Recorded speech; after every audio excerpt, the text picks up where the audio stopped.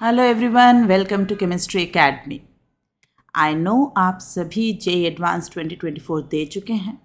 आप में से कुछ लोग अपने एडवांस्ड में सिलेक्शन होने की खुशी ऑलरेडी मना रहे हैं और कुछ रिजल्ट तक का इंतज़ार कर सकते हैं। Most of you might be gearing up for BITS second attempt, I think, which is around 20th of June or so. तो इस दौरान हम पूरी तरह से तैयारी बंद कर दें ये भी कुछ ठीक नहीं है, क्योंकि कुछ बच्चे डेफिनेटली JEE 25 या 26 की तैयारी कर रहे होंगे और उनकी तैयारी चलती रहनी चाहिए। आप जो रिज़ल्ट का इंतज़ार कर रहे हैं वो भी अगर कुछ अच्छे क्वेश्चंस देखेंगे तो कुछ तरीके से पॉजिटिव मन बहला ही रहेगा।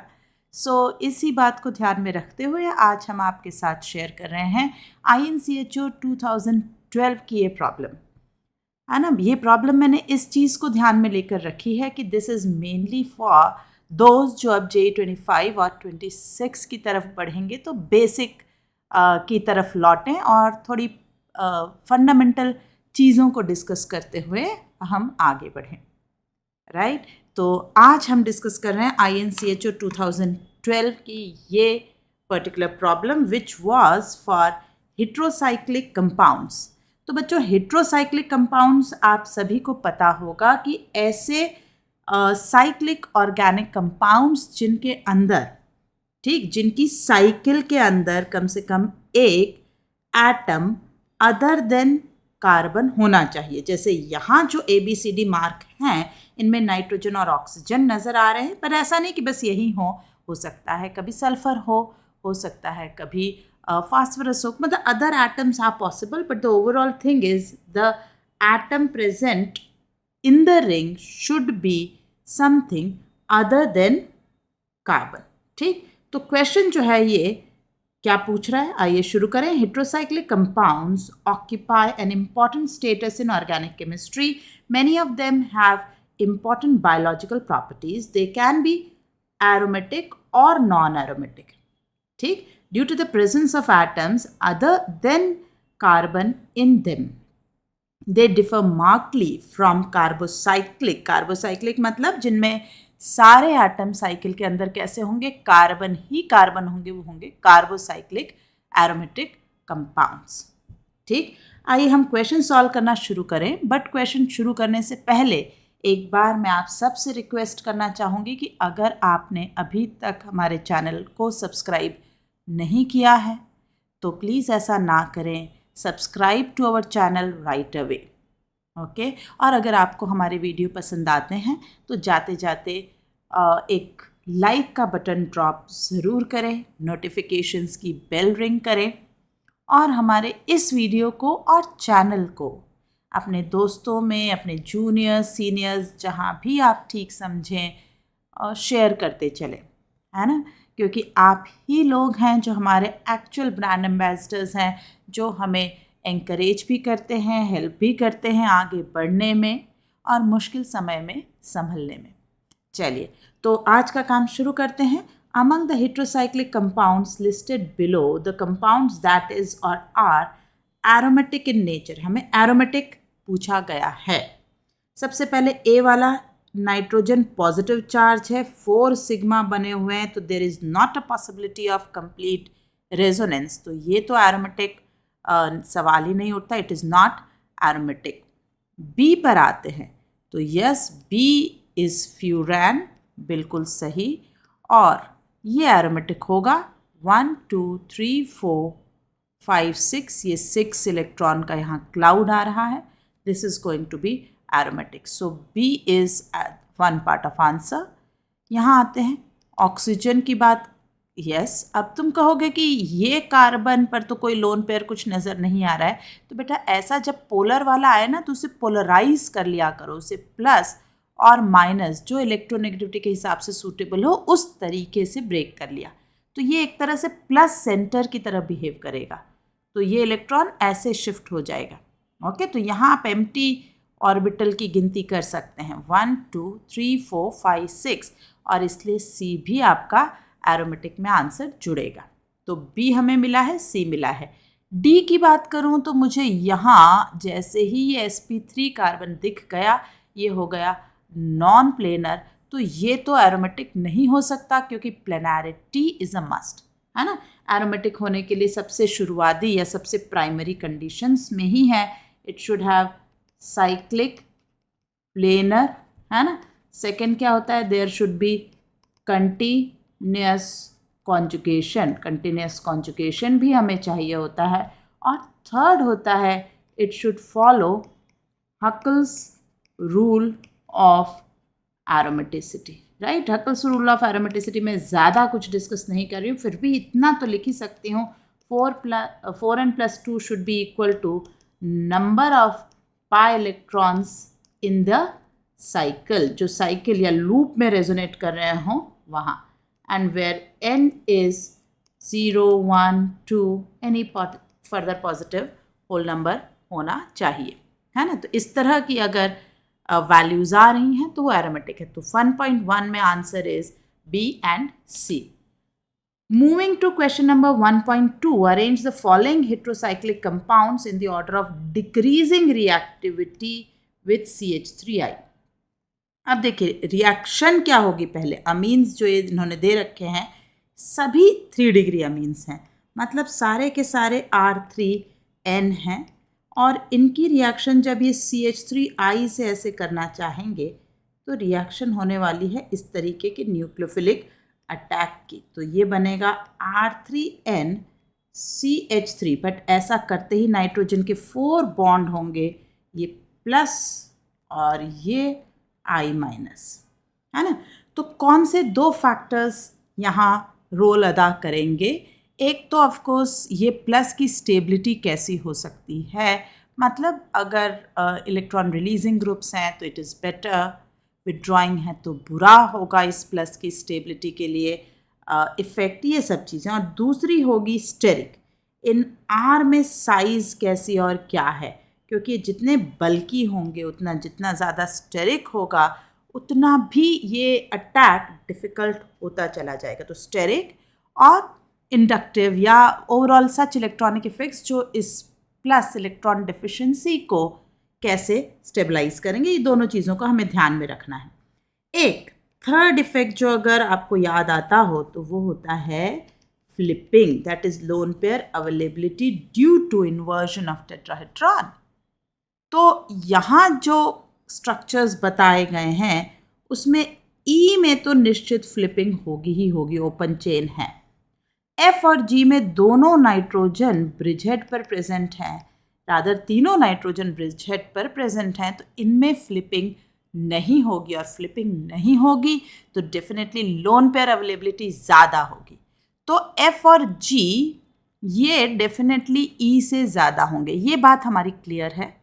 पर आपस में भी अगर बात करें एफ और जी में, तो आप देख रहे हैं ना ये नाइट्रोजन जो एक्स्ट्रा प्रेजेंट है, अगर मैंने डोनेशन यहाँ से किया टूवर्ड CH3I, इस पर प्लस आया, तो जी के अंदर यहाँ नाइट्रोजन और एफ में उसकी जगह कार्बन प्रेजेंट है।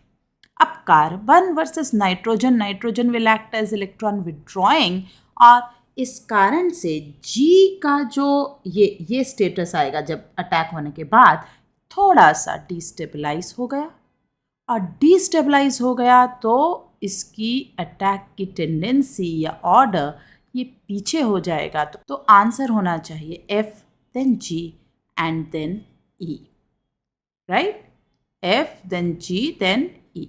अब हम आते हैं क्वेश्चन 1.3 पर।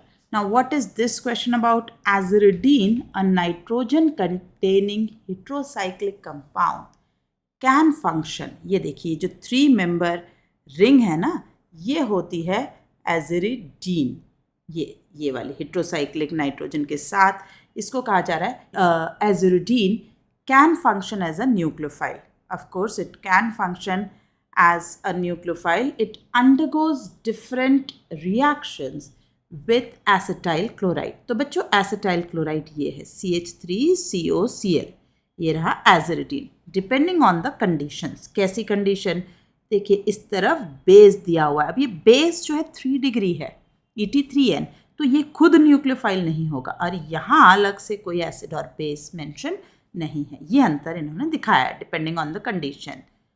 Draw the structures of the isolable products H and I. H और I के बारे में पूछा जा रहा है. तो N H ये. अब सबसे पहले सिर्फ सिंपल सी बात करी जाए कि अगर मैंने CH3COCl पर अटैक किया है ना, अभी मीडियम की बात ही नहीं कर रही हूँ, बस अटैक किया, तो अटैक क्या हो सकता है? इस तरह से पाई ओपन का अटैक होगा. और if this attack is done, ये पाई ओपन हो गया, this is CH3 and this is Cl, right. यहाँ नाइट्रोजन पे चार्ज आ जाएगा पॉजिटिव. तो ये एक चीज़ हमें पता है कि ये तो होना ही है, right. Now the point is if the medium has base, मतलब अगर मेरे पास Et3N ये बेस जो अवेलेबल है, तो क्या होगा? ये बेस जो अवेलेबल है, देखिए इस तरह से यहाँ से जो HCl हटेगा, यहाँ मीडियम से HCl हटेगा ना, तो ये जो HCl हटेगा उसे Et3NH पॉजिटिव Cl नेगेटिव करके बना लेगा. और हमारा स्ट्रक्चर जो है ये COCH3 ये बन गया. अगर ये बेस अवेलेबल नहीं है, ओके, अगर ये बेस जब अवेलेबल नहीं है तब क्या हो सकता है? ओके, बोले तब भी कुछ हो सकता है क्या? यस, तब भी कुछ हो सकता है. ये नाइट्रोजन पे पॉजिटिव जो है और ये Cl माइनस का जो अटैक है, ठीक, मैं कलर चेंज करती हूँ. ये इस साइड जो है, इस रिएक्शन के मैकेनिज्म को मैं ब्लू से बताती हूँ कि yes this can attack, this Cl will leave, but Cl this time goes like this. तो बेटा येलो से ये साइड है और ब्लू से मैं ये साइड लिखने जा रही हूँ. Cl ने यहाँ अटैक किया तो बना क्या? देखिए ये तो CH3C डबल बॉन्ड वो बन ही गया, CH3C डबल बॉन्ड, फिर सिंगल बॉन्ड NH बन गया, न्यूट्रल हो गया, ठीक, एंड देन CH2, ये रहा CH2, फिर अगला CH2 और इस CH2 पे Cl अटैच हो जाएगा, ठीक. लेकिन ये कब बना? जब HCl was not absorbed bye a base. अगर बेस हुआ तो ये दिक्कत हमें नहीं आएगी. तो हमारा जो प्रेडिक्शन होगा कि कौन क्या होगा वो कर लिया जाए. तो बेस की प्रेजेंस में हम चाहते हैं कि हम इसे आंसर करें, और जब बेस की एब्सेंस है तो हम इसे आंसर करें. तो H और I, these are our answers. Let's write them here. तो I हम आंसर करके आएंगे इस तरीके से कि ये 3 की रिंग बनी रही है और अमाइड बना है. अमाइड तो दोनों में ही बना है ना. और H में हमारी रिंग अमाइड बनाते बनाते ओपन भी हम कर देंगे. तो क्या बन गया? देखो CH2CH2Cl, ऐसा आंसर आ जाएगा. आइए पढ़ते हैं क्वेश्चन 1.4 पर. पायरोल्स are 5 membered nitrogen containing heterocyclic compounds present in heme, which is a constant of hemoglobin. Haemoglobin blood का कंपोनेंट है ना. हम अनीमिया वगैरह की जब बातें करते हैं तो इसी के कम ज़्यादा होने के लिए हम मेंशन करते हैं कि भाई इनका हीमोग्लोबिन का लेवल कम है, ज़्यादा है, वो सब में जो हीम होता है उसके अंदर ये पायरॉल की 5 membered रिंग होती है. Draw all the significantly contributing resonance structures of pyrrole. हमें सारे जो इम्पॉर्टेंट स्ट्रक्चर्स हो सकते हैं वो मेंशन करने हैं. चलिए कर देते हैं. This seems to be a simple structure. तो आप अगर INCHO का क्वेश्चन प्रैक्टिस करने की सोच रहे हैं तो रेजोनेटिंग स्ट्रक्चर तो एटलीस्ट बनाने की एक्सपर्टाइज आप डेवलप कर ही चुके होंगे. मैं ये मानकर बगैर कुछ भी इधर उधर की बातें किए सीधे स्ट्रक्चर्स बना रही हूँ. लोग गलती से जल्दबाजी में 3 बनाकर आते हैं. तो साइकिल में आप तब तक रेजोनेटिंग स्ट्रक्चर बनाते रहेंगे जब तक आप वापस ओरिजिनल स्ट्रक्चर पर ना आ जाए, ठीक. तो ये इस तरीके से आपका ये ऐसा है ना. और अगेन अब जब आपका स्ट्रक्चर एक बार और रेजोनेट आप कराएंगे तो यहाँ आ जाएगा. तो अब इनको मैं अगर नंबर या नाम देना चाहूँ, चलो ऐसे करती हूँ. 1 2 3 4 5 and this is again 1. So I will say total 5 resonating structures हमने यहाँ बनाए, है ना। सिग्निफिकेंट हमें 5 स्ट्रक्चर्स यहाँ मिले हैं। एक चीज़ ये तो हो गया इस क्वेश्चन की रेफरेंस, बट अगर यहाँ हमसे पूछा जाए what is the order of stability of this 5 RS, stability of these 5 RS, तो हम आंसर क्या करेंगे? तो ऑफकोर्स सबसे ज़्यादा स्टेबल न्यूट्रल, और उसके बाद अपोजिट चार्जेस क्लोज हों तो better, so 3 is equal to 4 is better, 2 equal to 5, ठीक। और स्टेबिलिटी जो होगा वही उनका कंट्रीब्यूशन टूवर्ड्स हाइब्रिड होगा, हाइब्रिड में भी वही उनका कंट्रीब्यूशन होगा। तो 1 will be the most contributing, then 3 equal to 4, then 2 equal to 5। इसका मतलब है हाइब्रिड के अंदर अगर मैं यहाँ IUPAC नंबरिंग 1, 2, 3, 4 और 5 कर दूँ तो इस हाइब्रिड के अंदर magnitude of del negative on 3 and 4 में कहाँ नेगेटिव आ रहा है? 2 एंड 5 पे। On position 2 and 5 is greater than on 3 and 4। Del negative का मैग्नीट्यूड 2 एंड 5 पे ज़्यादा होगा देन 3 एंड 4। चलिए पढ़ते हैं क्वेश्चन नंबर बी पर, which is draw the major product of the following reaction. SO3 is dissolved in pyridine. What is pyridine? Pyridine is again acting as a base and solvent. Basic solvent आप इसे कह सकते हैं। चलिए अब अभी मैंने आपसे कहा था कि पायरॉल अगर अकेला होता, यानी उस पर कोई सब्सटेंस नहीं होता, तब तो आप पोजीशन 2 एंड 5 पर अटैक करा लेते। बट अब जब उस पर इन्होंने नाइट्रो भी लगा कर दे दिया, चलिए हम इस नाइट्रो को ऐसा लिख लेते हैं प्लस एंड माइनस करते हुए, और अब कह रहा है अटैक कराओ। तो मेरे पास 2 चॉइस हैं, या तो मैं 2-5 पे अटैक कराऊं या मैं 3-4 पे अटैक कराऊं। नाइट्रो की प्रेजेंस ये बता रही है कि इस तरीके का जो रेजोनेंस होगा उसके कारण इन पोजीशन पर फर्दर डेल प्लस आ जाएगा, ठीक। और सिमिलरली इस जगह पर भी डेल प्लस आ जाएगा। तो अब मैं ये नहीं कह सकती कि these positions are equivalent, now they are under the influence of nitro, ठीक है। तो मेरी प्रिफर्ड पोजीशन ऑफ अटैक अब मुझे ये सबसे ज़्यादा सूटेबल लग रही है compare to other available sites in presence of this nitro. जो relative availability of electron density है वो यहाँ बेहतर है, SO3, so 1 will open and यहाँ अल्टीमेटली OH आ जाएगा। तो हम इसे ऐसे भी रिप्रेजेंट कर सकते हैं और हम इस H का ट्रांसफरेंस भी दिखा सकते थे कि इस तरीके का कोई अटैक हम एक्सपेक्ट करते हैं। Okay, as we have to write here, so you should represent always your answers here। इस तरीके से यहाँ आप लिख कर आएंगे NO2 SO3H या फिर SO3 माइनस और H plus, but that I won't suggest much कि ये प्लस हो जाएगा, ये नहीं।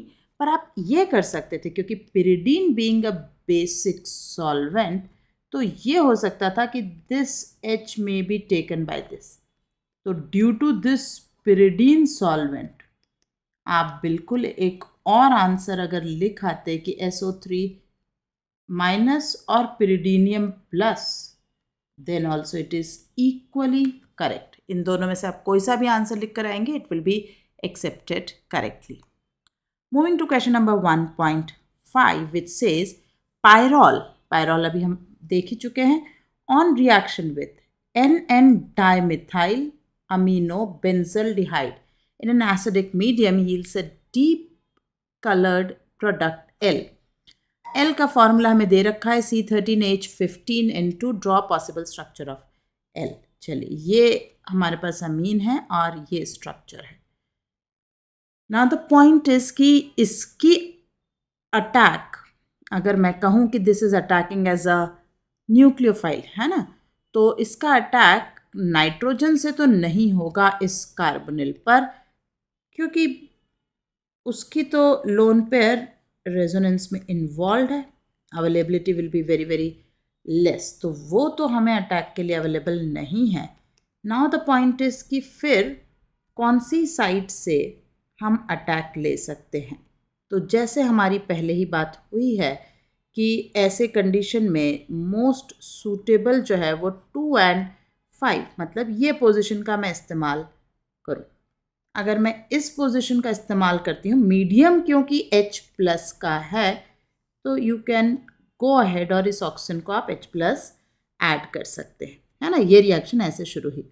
नाउ इसका चार्ज प्लस हो गया, है ना। यहाँ आपके पास एक H है, CH OH, यहाँ NMe2 इज देयर, करेक्ट। तो इस तरीके से ये बना। अब क्योंकि मीडियम एसिडिक ही है, तो डेफिनेटली अगली स्टेप इसका प्रोटोनेशन, राइट, अगली स्टेप इसका प्रोटोनेशन होकर हटना और ये H+ का जाना, ये होना चाहिए। तो हम क्या स्ट्रक्चर एक्सपेक्ट कर सकते हैं, देखें। और मीडियम एसिडिक है तो मैं इतनी आसानी से इस NH को इस H+ को निकाल नहीं पा रही हूँ। CH और ये रिंग ऐसी की ऐसी NMe2 हमारा तैयार हो गया, ठीक। This is what we expect as structure of L. Let's write it in the box. NH positive double bond CH NMe2। इसके अलग अलग रेजोनेटिंग स्ट्रक्चर्स अगर आप बना कर आएंगे, इसमें से कोई सा भी, क्योंकि जगह कितनी है इस पर भी डिपेंड करेगा, तो ये वाला resonating structure, yes it is acceptable. तो आप इसके एंड इट्स RS कोई सा भी आप बनाइए, क्योंकि resonating structures are not regarded as different compound, वो सेम ही कंपाउंड के कंपोनेंट कहलाते हैं। तो दैट इज़ अ पॉसिबिलिटी कि आप कुछ भी बनाया इनमें से। Next is Pal-Knorr synthesis is one of the commonly used method to prepare pyrrole and its derivatives. One example is illustrated below. ये देखिए, अब ये पाल-नोर का मैं एक जनरल एक शॉर्ट आपको थोड़ा याद दिला दूं कि है क्या ये आपके 1,4 कार्बोनिल जब भी होंगे, इनको आपने अमोनिया के साथ हीट किया, हीट अच्छा खासा करना पड़ता है, इस पर अटैक हुआ, pi open. Conditions normally slightly acidic ली जाती है, खैर यहाँ इन्होंने मेंशन नहीं करी है, क्योंकि खैर वो मैकेनिज्म वगैरह के बारे में ज़्यादा डिस्कस भी नहीं कर रहे हैं। NH2 and then this NH2 attacks here, ऐसे, ओके। तो ये आपका हो जाएगा NH, है ना। मैं बहुत डिटेल मैकेनिज्म की बात नहीं कर रही हूँ, मैं ब्रॉड आपको आइडिया लेकर चल रही हूँ। ये दोनों H यहाँ पर हैं, HOH वाटर गया, HOH वाटर गया, सो अल्टीमेटली NH, यहाँ double bond and double bond, ये जो बना हमारा, ये तो बना है 2,5 डाइमिथाइल पायरॉल, है ना। ये तो 2,5 डाइमिथाइल पायरॉल बना, बट ये 2,5 कब बना, जब आपने यहाँ अल्डिहाइड की जगह ये मिथाइल कीटोन्स लिए हैं। ये जो है देखिए 1 2 3 4 5 6, तो 1 2 3 4 5 6 ये इनकी पोजीशन आपको नज़र आ रही है। और अमोनिया आप यहाँ से 2 and 5 से ब्रेक करके हटा सकते हैं ना। यहाँ पर इन्होंने मेंशन नहीं किया, पायरॉल का है तो H तो है ही डिफ़ॉल्ट। तो this is how it is used. अब जब आप इस क्वेश्चन पर आते हैं, इन्होंने कहा आइडेंटिफाई द स्टार्टिंग मटेरियल, कि भाई इन्होंने पाल-नोर करा ली है और ये कंपाउंड बना है, एंड दे मोलर रेशो भी आपको बताने हैं। अभी मैंने आपको तरीका ये क्या बताया था कि 1 2 3 4 5, there is no 6 and even there was 1 2। हाँ, मैं सिर्फ उसे ग्रुप की तरह ले रही हूँ, don't take it as IUPAC, okay. तो लेट मी रीफॉर्मुलेट इट, वरना कोई ना कोई तो गड़बड़ करेगा। 1 2 3, 4, 5 एंड 6, ये इस तरीके से बना होगा। तो यहाँ पर कार्बोनिल है, ये अमोनिया वाला पार्ट, और सेम ही कंपोनेंट मुझे नज़र आ रहा है। तो by looking through the mechanism जो मैंने अभी अभी आपको बताया था, ऐसा लग रहा है कि ये तो आपकी अमोनिया की जगह ये एक कंपाउंड है जो इस्तेमाल हुआ है, डायमीन, और ये यहाँ जो इस्तेमाल हुआ है 1 पर एल्डिहाइड, ठीक, 2, 3, फिर 4 पे कीटोन, और फिर इथाइल C2H5 पर ये 2 मॉलिक्यूल्स लगेंगे, इसलिए इसका रेशो 2 होना चाहिए। तो द स्टार्टिंग मटेरियल कंपाउंड भी हमने प्रेडिक्ट करे और उनका मोलर रेशो, ये जो कार्बोनिल है वो 2 टाइम्स और अमीन 1 टाइम्स हमें चाहिए for the production of J। Moving to next part में पहले कुछ थ्योरी है, ज़रा पढ़ लें। A cycloaddition reaction is one in which two reactants containing multiple bonds add together to give a cyclic product. In such a reaction, the terminal ends of the reacting parts of the two reactants join each other. Diels-Alder reaction is an example of 4 plus 2. 1, 2, 3, 4. 4 का conjugated system और 2 का alkene alkyne combine होकर 6 की ring बनाता है, तो उससे बोलते हैं 4 plus 2 cycloaddition, where 4 plus 2 indicate the pi electrons in the two reactants as shown below। ये देखिए, है ना। अब अगर आप इसे यहाँ से रिलेट करें तो हम 1, 2, 3, 4, 5, 6, तो ये 1, 2, 3, 4, 5, 6, it is a simple cyclo addition. इसमें इस तरह से साइक्लिक सिस्टम ऐड होता है। Heterocyclic compounds with n atom at a junction, at a ring junction, are also known. One such compound is indolizine, M ये दिया है। Indolizine undergoes a 8 plus 2 cycloaddition, मतलब एक यहाँ जो 4 था उसकी जगह कितने होंगे पाई इलेक्ट्रॉन? 8। ठीक, यहाँ देखिए 1, 2, 3, 4, 5, 6, 7, 8। Reaction with diethyl acetylene dicarboxylate to give P, which on dehydrogenation with palladium gives C. That we'll see later. पहले हम यहाँ देखें, स्ट्रक्चर हमें यहाँ दिया हुआ है, ये हमारा सिस्टम है और हमें कहा गया 1 + 8, तो 1, 2, 3, 4, 5, 6, 7, 8 ये पोजीशन लेनी है, यहाँ से कनेक्ट होगा। ठीक, तो 8 और इसको मैं अगर नाम दे देती हूँ 9 and 10, तो P का स्ट्रक्चर मुझे प्रेडिक्ट करना हो जाएगा आसान। 1 और 8 से रिंग जुड़ेगी, तो मैं पहले अपनी जो ओरिजिनल 6 मेंबर रिंग इन्होंने कही है बनाने को वो बना लेती हूँ। ये 6 मेंबर यहाँ पर है। अभी मैं उसके अंदर कुछ भी दूसरे कंपोनेंट्स नहीं बना रही हूँ। मुझे पता है कि इसको 1 नाम देना है, मुझे इसे 8 नाम देना है और यहाँ से ये 9 और 10 को जुड़ना है। ठीक, जब ये जुड़ेंगे तो अब यहाँ एक ही पाई बॉन्ड रह जाएगा। मैं अगर इसे 9 और इसे 10 दे रही हूँ और ये CO18 का साइड में अलग रह गया। अब रही बात यहाँ पर बॉन्डिंग कैसी क्या होगी, ज़रा देख ली जाए कि जब ये जुड़ा है तो ये ऐसे बढ़ा होगा, है ना। हम ज़रा स्ट्रक्चर बना लें पहले। तो ये तो यहाँ से गया, यहाँ बॉन्ड है, यहाँ बॉन्ड है, ठीक, यहाँ बॉन्ड है और इस जगह से कनेक्ट हुआ। अब इस स्ट्रक्चर में जिसको हमने P नाम दिया, आप देख रहे हैं ना, एरोमेटिसिटी चली गई, ये sp3 हो गया, ये sp3 हो गया। अगर ये sp2 हो पाते, है ना, तो हो सकता है हम इसे एरोमेटिक बना पाते। बट एनीवेज अगली स्टेप दी है डीहाइड्रोजनेशन।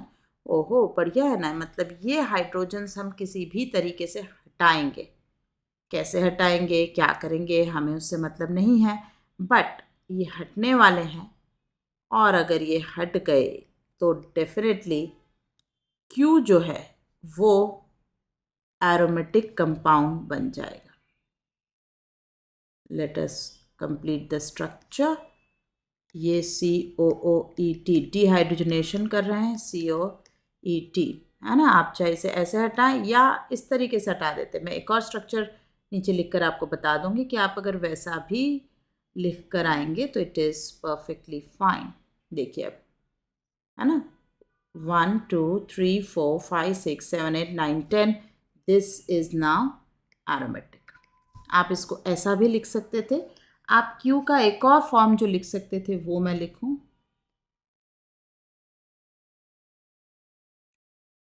ये डबल बॉन्ड COOET COOET। अब मैं ये कह रही हूँ कि जो एक और पॉसिबल स्ट्रक्चर है उसमें हम फाई की रिंग में इसको डबल बॉन्ड को डिहाइड्रोजनेशन में इस्तेमाल करते और ऊपर वाली रिंग ऐसे ही छोड़ देते, तब भी yes, this is also another representation and this is also giving you aromatic. You can directly check 1, 2, 3, 4, 5, 6, 7, 8, 9, 10. In a polycyclic, as you know, हमें peripheral electrons ही गिनने हैं. This is not electron, हाँ. Peripheral electrons ही गिनने हैं. तो आराम से आप देख सकते हैं 6 electron system आ रहा है, which is making it aromatic. Right? Let's move to 1.8. Is Q aromatic? We just discussed. Yes, it was aromatic. So the last question of this whole big question is here. देखें क्या है. A very useful heterocyclic compound V is prepared by the following synthesis. Draw structure of the intermediate STUV. Okay. चलिए शुरू हो जाते हैं. Amines और conjugated carbonyl. तो यहाँ आप मानकर चलिए it has to be 1,4 addition. ये 1,4 addition होना चाहिए यहाँ से ऐड होते हुए, है ना. जब भी सिस्टम कॉन्जुगेशन होगा, कॉन्जुगेशन में होगा, हम 1,4 एडिशन देखेंगे. तो ये NH CH2 में सारी स्टेप्स नहीं लिख रही हैं बच्चों, हाँ. CH2 फिर CH2 और फिर CHO, ये हुआ 1,4 एडिशन. इट अपीयर्स जैसे 4th पोजिशन पर अटैक हुआ, है ना. This can give an oxime. This is our S. Yes, because aldehyde group is still alive, जिंदा है, so it can give oxime. Perfect. अब कह रहा है मीडियम को H+. देखो S को H+ दिया, T बना जिसमें ऑक्सीजन जिंदा है. ओके, तो इसको अगर मैंने प्लस किया और अब आप देखिए ये इंट्रामोलिकुलर ऐसा अटैक. ज़रा रिंग की काउंट बना लें. 1, 2, 3, 4, 5, 6 मेंबर रिंग आने का चांस लग रहा है. तो ये N, राइट, ये NH हो जाएगा. CH2 CH2 CH, यहाँ पर OH होगा. Of course aromaticity and all is regained. वो सब ये सही है. ये बेसिकली इलेक्ट्रोफिलिक एरोमेटिक सब्स्टिट्यूशन होगा और ये स्ट्रक्चर बना. मुझे फॉर्मूला चेक करना है कि क्या ये T है. C9H11NO की बात करी गई है, तो क्या ये T होगा. आइए चेक कर लेते हैं. C9 6 7 8 9, yes, 1 oxygen is there, 1 N is there. हमें सिर्फ 11 हाइड्रोजन्स चेक करने हैं. तो 1 2 3 4 5 6 7 8 9 10 11. So this is T. Perfect. ये आपका T है. अब इसे ये कह रहा है हीट कर रहे हैं, मतलब मैं अज्यूम कर रही हूँ कि कंडीशन सेम ही है, उसी बर्तन में इसे हीट कर रहे हैं. तो मीडियम में H+ अवेलेबल है और हीट कर रहा है. तो dehydration is what I expect. Conjugation भी इतना बढ़िया रिंग के साथ आने वाला है, तो डिहाइड्रेशन तो होना ही चाहिए. ये ऐसा बन जाएगा. This should be our U. Let us check C9H9N. तो जो ओरिजिनल था ये C9H11NO, इसमें से हम यहाँ -H2O कर रहे हैं ना, और ऐसा करने पर C9H9N आ रहा है. क्या nitrogen, carbon remaining same, nitrogen remaining same, H2O गया. सो it is correct.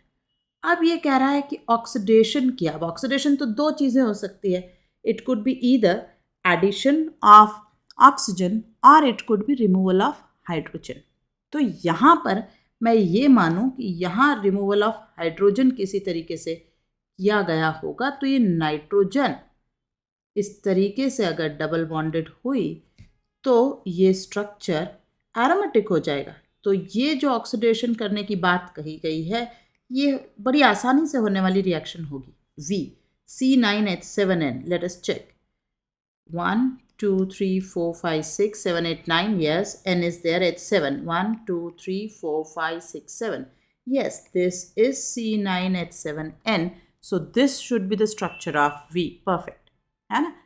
Okay, so that's it. There were total of these many parts of this question of 2012. It is quite simple, but जो लोग अब आगे तैयारी कर रहे हैं वो लोग ज़रूर इसे देखें, क्योंकि इस क्वेश्चन की खासियत यह है कि ओलंपियाड के लेवल पे आपको हो सकता है सिंपल लग रहा हो, पर जेई एडवांस के लिए तो इसमें भरमार है क्वेश्चन। आप कितने ही तरह से इंडिविजुअल क्वेश्चंस यहाँ बना सकते हो। ये जो लास्ट आपकी स्क्रीन पर अभी 1.9 है, इसमें से कितना बढ़िया कॉम्प्रहेंशन बन सकता है आप सबको दिख रहा होगा, है ना। आजकल तो यील्ड वाले क्वेश्चंस और आ गए हैं, उसमें आप थोड़ी सी भी गलती करेंगे और आपका पूरा आंसर डगमगा जाएगा। So it is a very good rehearsal question for your JEE Advanced. तो इसी के साथ हम इस पर्टिकुलर क्वेश्चन का डिस्कशन आज यहाँ ख़त्म करते हैं और जल्दी ही मिलते हैं दोबारा कुछ ऐसे ही शानदार बढ़िया बढ़िया क्वेश्चंस के डिस्कशन के साथ।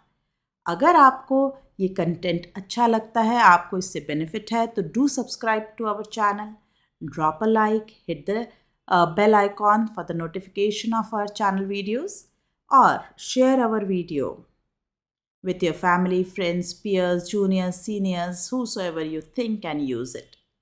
You can download our app if you need detailed courses for JEE 25 or 26. We also offer chapter wise courses. So अगर आप कहीं और एनरोल्ड हैं और आपका कोई पर्टिकुलर चैप्टर वीक है, वहाँ आपको हेल्प की ज़रूरत है, आप उसके लिए भी हमारी एप्लीकेशन का यूज़ कर सकते हैं। चलिए, तो see you again in the next video. Till then take care, bye bye, thank you.